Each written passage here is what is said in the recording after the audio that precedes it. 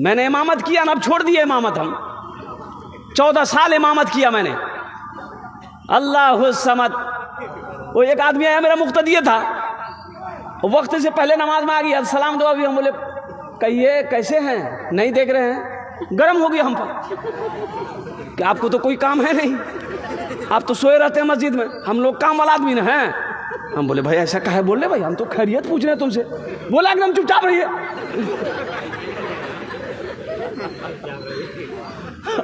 हम हुजरे में चले गए।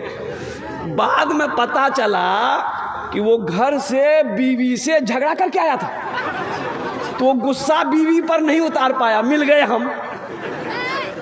इमाम साहब की तनख्वाह कितनी है आपके मस्जिद में? 5,000। देखिए अल्लाह। अच्छा ये एक बात बताइए,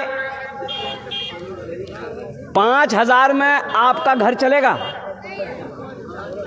अरे आपका घर चलेगा? अब मान के 7,000 मानिए, 7,000 8,000 मानिए, घर चलेगा? आपका घर चलेगा? अरे बोलो ना भाई, काहे नहीं चलेगा? बीवी आपके पास है, बच्चा आपके पास है, माँ बाप भी है, आपका नहीं चलेगा। ये इमाम साहब कौन है? ये कहाँ से आया? इसका माँ बाप नहीं है, आसमान से टपक गया है। ये ब्याह नहीं करेगा? आप ब्याह करके घूमिए।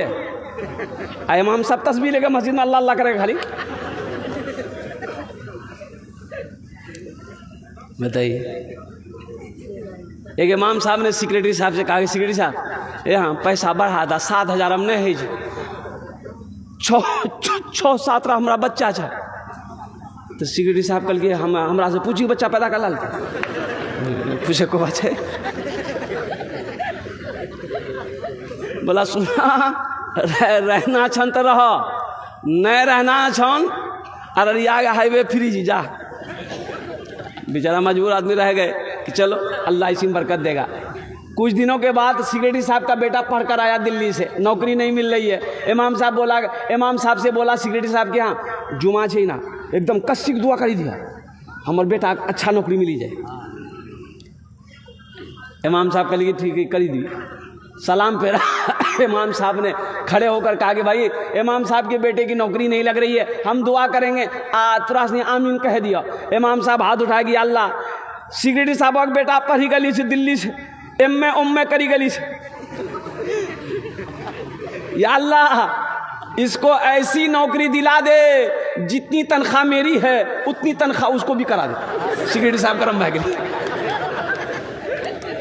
सेक्रेटरी साहब गरम, ये कौन दुआ किया?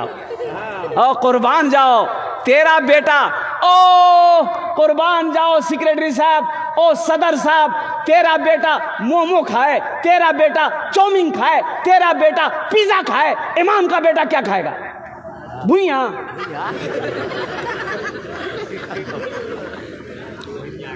अल्लाह की बारगाह में पकड़ होगी। एक बात याद रखिएगा, मोहल्ले के इमाम को खुश रखिए, अल्लाह आपको खुश रखेगा। मस्जिद का इमाम खुश रहेगा, अल्लाह आपके घर में खुशहाली पैदा फरमा देगा। कभी मुसाफा कीजिए, नमाज के बाद 2-4 दिन के बाद 100-200 रुपया पॉकेट से निकाल कर मुसाफा के लिए इमाम साहब रख ले, चाय पान खा लिया। इससे क्या आप गरीब हो जाइएगा? उसका दिल खुश होगा। उसकी भी तो बीवी है, उसके भी तो बच्चे हैं, उनके भी ख्वाहिशात हैं, उनकी भी ज़रूरियात है भाई।